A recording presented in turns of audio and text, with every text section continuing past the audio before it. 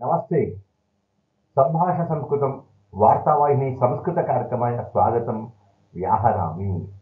మిత్రులారా, అద్య వయం డుక్రీకరణే లట్లకారः ఈ ధాతుని ఉపయోగించి ఏ విధంగా సంస్కృతంలో వాక్య నిర్మాణం కర్తుం శక్నుయామ అంటే ఏ విధంగా సాంస్క్రిట్లో వాక్య నిర్మాణం చేసుకోవచ్చునో వయం అద్య కించిత్ పఠితుం ప్రయత్నం కుర్యామ.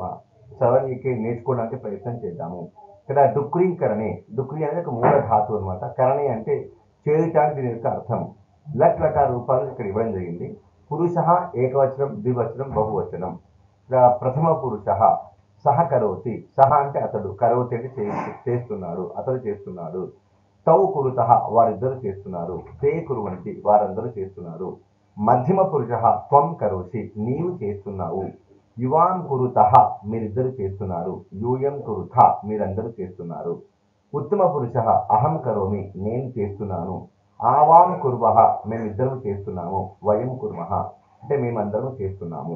ఈ విధంగా ఈ కరోతి, కురుతః, కుర్వంతి అనే ధాతువులు ఉన్నాయన్నమాట. వీటిని మనం సహా తౌతి అని వాడి వాక్య నిర్మాణం చేసుకోవచ్చును. కరోసి, కురుతః, కురుత అన్నప్పుడు త్వం, యువాం, యూయం అని వాడాలి. కరోమి, కుర్వః, కుర్మః అన్న ధాతు వచ్చినప్పుడు అహం, ఆవాం, వయం అని వాడాలి. సంస్కృతంలో ఆ విధంగా ఉంటాయన్నమాట. సహ కరోతి, సహ అంటే అతడు, తౌ అంటే వారిద్దరు, తే అంటే వారందరూ, త్వం అంటే నీవు, యువాం అంటే మీరిద్దరు, యూయం అంటే మీరందరూ, అహం అంటే నేను, ఆవాం అంటే మేమిద్దరం, వయం అంటే మేమందరం. ఈ సహాన్ని వాడినప్పుడు ఇట్లా సహస్రాధిక ధాతువును వయం నిర్మాతం శక్నుయామ అంటే వాక్య ఈ విధంగా అనేక ధాతువులను ఉపయోగించుకోవచ్చును, నేర్చుకోవచ్చును. సహ పఠతి, తౌ పఠతః, తే పఠంతి, త్వం పఠసి, యువాం పఠథః, యూయం పఠథ, అహం పఠామి, ఆవాం పఠావః, వయం పఠామః అని ఇతర వేరే ధాతువులు కూడా మనం నేర్చుకోవచ్చును.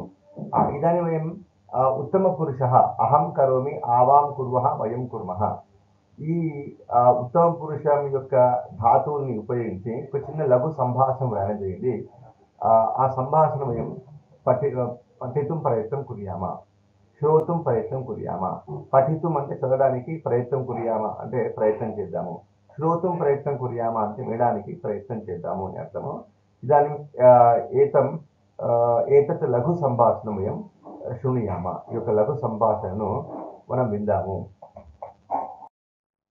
ఉదాహరణార్థం, యూయం ఉచ్చైః పఠత ఈ వాక్యాలు మీరు గట్టిగా చదవండి. యూయం అవగచ్చత మీరు అర్థం చేసుకోండి. ఇక్కడ పఠత అనేది లోట్లకార రూపంలో ఇచ్చారనమాట, అది గమనించగలరు. అంటే చిన్న లఘు సంభాషణం అహం లిఖితవాన్ ఆసం, చిన్న సంభాషణ ఇక్కడ రాయడం జరిగింది. తద్వయం పఠేమ అది మనం చదువుదాము. అహం రమేశ అంటే నేను రమేషుని. అహం ప్రాతః శీఘ్రం ఉత్తిష్టామి, అహం అంటే నేను, ప్రాతః అంటే పొద్దున, శీఘ్రం ఉత్తిష్టామి తొందరగా లేస్తాను. దంతధావనం కరోమి అంటే పళ్ళు తోముకుంటాను. దంతధావనం కరోమి. ఉద్యానే ధావామి, ఉద్యానే ఇక్కడ సప్తమి విభక్తి ఏకవచనం వాడను. ఇక్కడ ధావామి అన్నప్పుడు అలా వస్తున్నాడు. ఉద్యానే ధావామి అంటే గార్డెన్లో పరిగెత్తుతాను. యోగాసనాన్ని కరోమిచ అంటే యోగాసనాలు కూడా ఆ గార్డెన్లో చేస్తాను. తతః దాని తర్వాత ఆగత్య తతః గృహం ఆగత్య దాని తర్వాత ఇంటికి వచ్చి వస్త్రాన్ని క్షాళయామి అంటే బట్టలు పిండుకుంటాను. స్నానం కరోమిచ స్నానం కూడా చేస్తాను.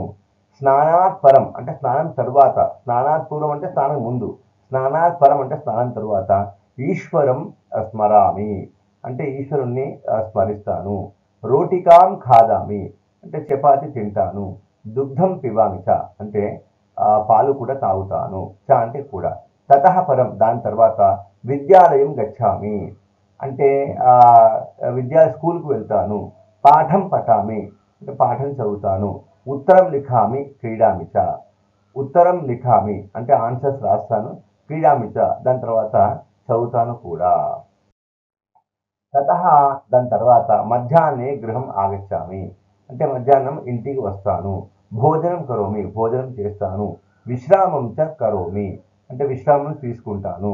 సాయంకాలే దేవాలయం గచ్చామి అంటే ఈవినింగ్, సాయంకాలే దేవాలయం గచ్చామి సాయంకాలం దేవాలయానికి వెళ్తాను. దేవం నమామి దేవుని నమస్కరిస్తాను. ప్రదక్షిణాన్ని కరోమి అంటే ప్రదక్షిణాన్ని చేస్తాను. ప్రసాదం స్వీకరోమి చ అంటే ప్రసాదాన్ని స్వీకరిస్తాను. తతః గృహం ఆగచ్చామి అక్కడి నుండి ఇంటికి వస్తాను. గృహపాఠాన్ లిఖామి చ. గృహపాఠానికి హోంవర్క్ ఉంటే అవి రాస్తాను. తతఃపరం దాని తర్వాత భోజనం కరోమి, భోజనం చేస్తాను. ఫలాని ఖాదామి అంటే పండ్లు తింటాను. దూరదర్శనం పశ్యామి టీవీ చూస్తాను. పత్రికాం పఠామి చ అంటే పేపర్ చదువుతాను కూడా. తదనంతరం దాని తర్వాత దుగ్ధం పిబామి పాలు తాగుతాను. దంతధావనం కరోమి అంటే దంతధావనం పళ్ళు తోముకుంటాను. శ్లోకాన్ వదామి శ్లోకాలను గట్టిగా చదువుతాను. శయనం కరోమి అంటే పడుకుంటాను. శయనం కరోమి నిద్రపోతాను.